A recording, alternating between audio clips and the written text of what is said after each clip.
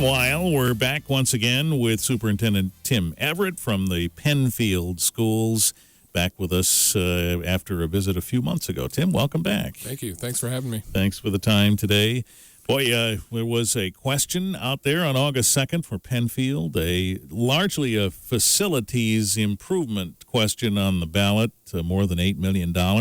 Voters did not get behind it enough, and so now you have some decisions to make, I imagine. Yeah, that's right. It was very close, 16 votes. Oh, my gosh. So, yeah, it was a little difficult to swallow that, but that's what the voters decided, so we're going to move on from that. We had a great campaign committee led by Mitch Fowler, who's a parent. We had parents, teachers, administrators. They hit the streets, knocked on doors, got the word out.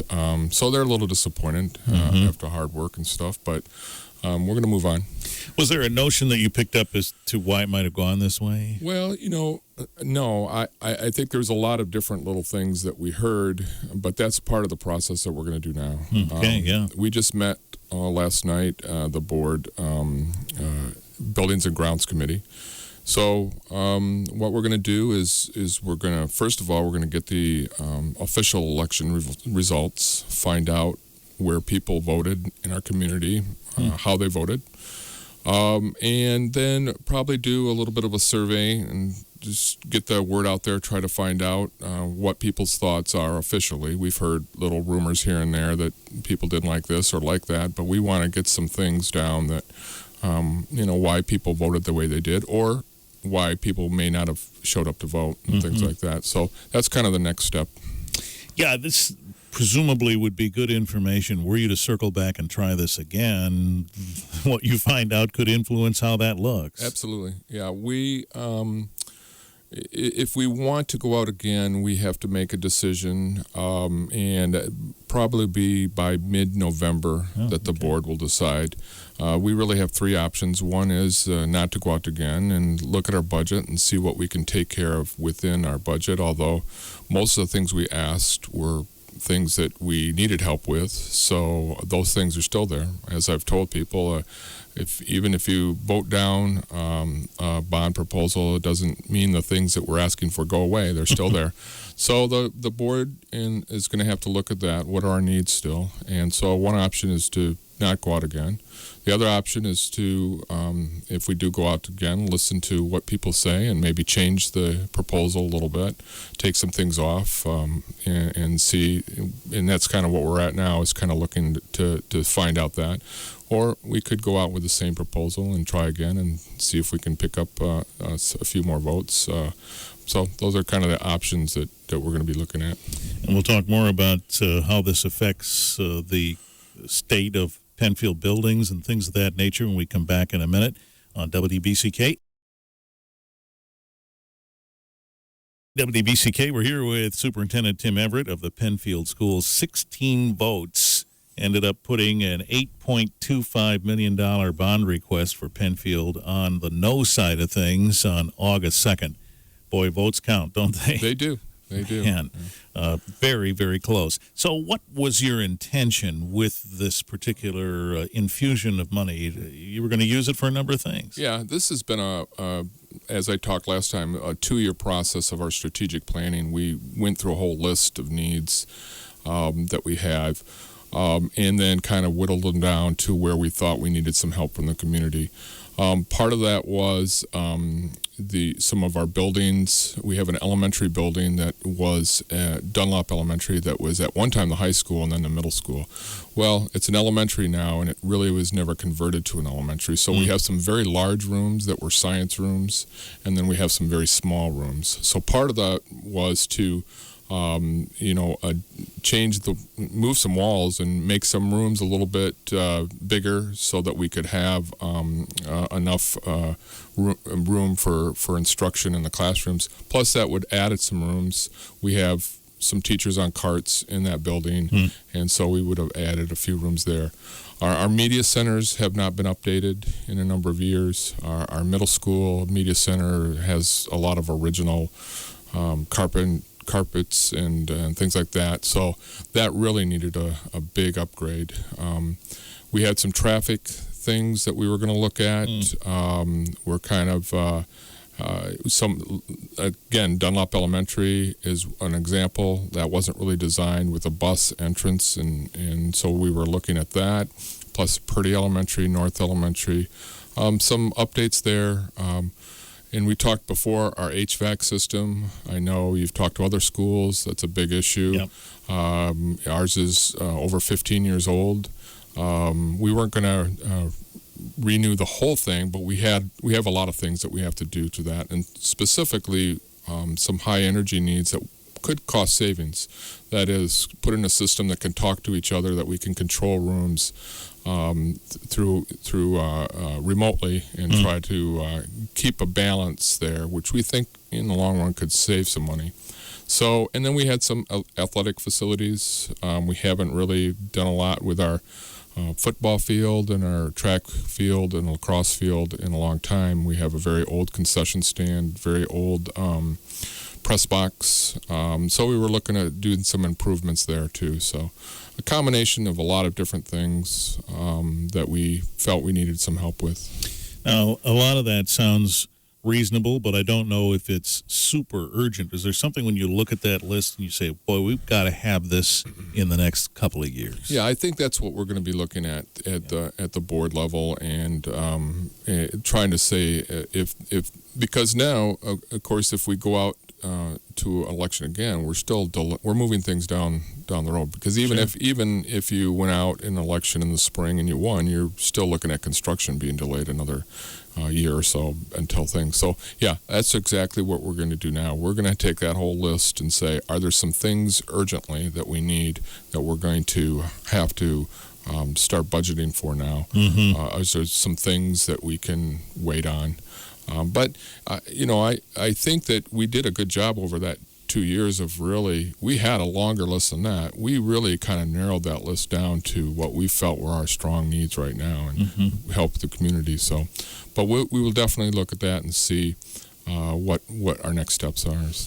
We talked about a similar outcome in Emmett Township with roads. There was a road tax there, and there's been so much talk, particularly at the political level, that folks, all they want are their roads fixed, and then it comes back with that kind of an outcome, and you say, whoa, it's a bit of a surprise. Do you look at it similarly in that you say, well, folks just don't want to bear another cost? Right. I agree. I think that is a big issue, that and people are being hit with different taxes from different schools, the townships, the state, the federal, and it can be a burden on them. And I think that's something that we're going to have to look at in the next month or so, is when we gather that data. That's something that we're really going to have to key in on. Is this something? Was it that no, we just don't want more taxes, or was there something specific within our bond that people said, we're not comfortable with that? That's the kind of data that we'll be looking at before we make a decision of our next steps.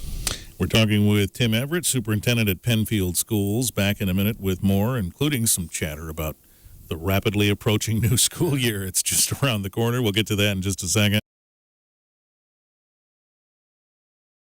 WBCK, Tim Everett here from Pennfield Schools.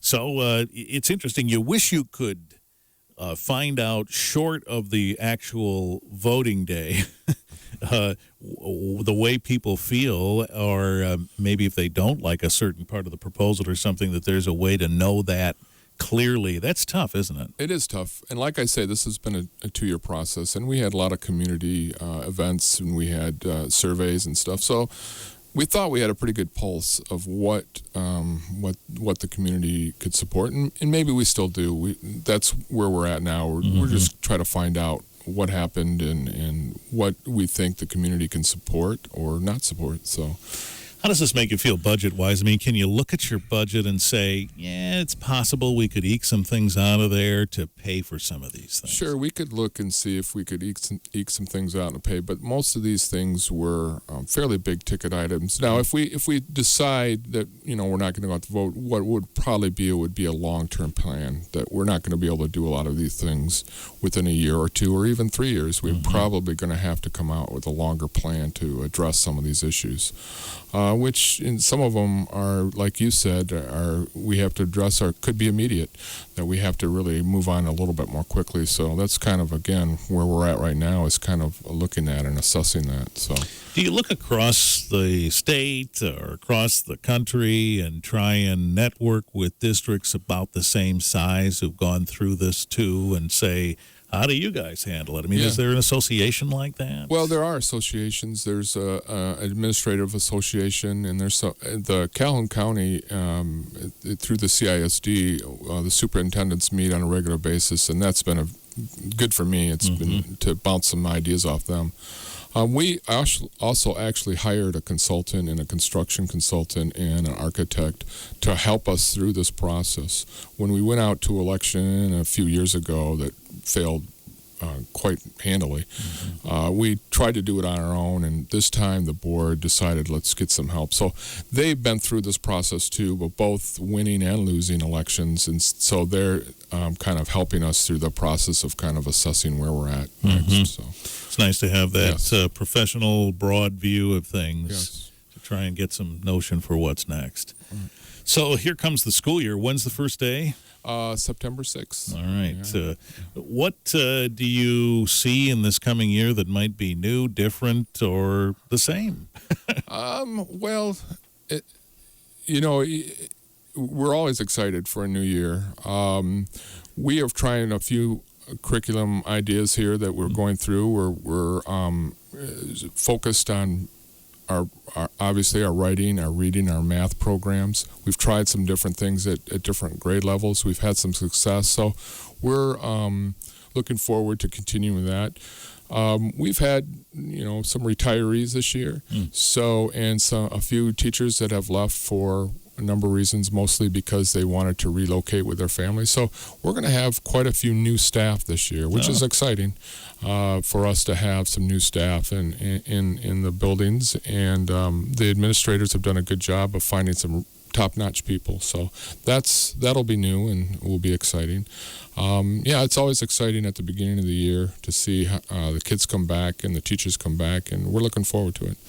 I saw a news story, I think it was from Ypsilanti, where they had a school where they decided to start the school year early. It was beginning of August, middle of August, and only about a third of them showed up. I mean, they just weren't in that zone of starting earlier. What's your thought on that? Is that something that with the right kind of setup would be successful to get going earlier? Yeah, there are a few schools, I think, or at least counties that are looking for waivers and starting. I think I heard Jackson County is starting a little bit earlier, maybe next week. I'm not sure exactly what their timeline is. So, I think if you have to prepare kids, if they know that they're coming back a little bit earlier, parents, then, they can get ready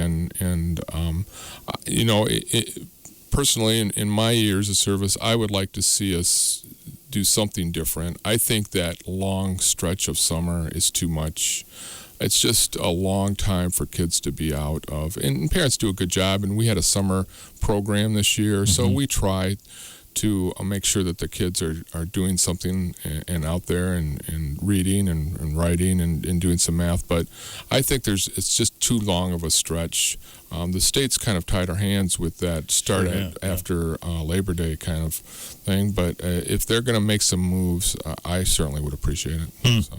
Do students really lose a fair amount of momentum such that they undo some of what they've covered in the last year, or is it just a matter of being out of the groove? And I think it's a little bit of both. There is some research to show that they've lost a little bit, and that those first few weeks of school, you have to kind of get them both back into where they were left off, but also back into a routine. I mean, they haven't had a routine.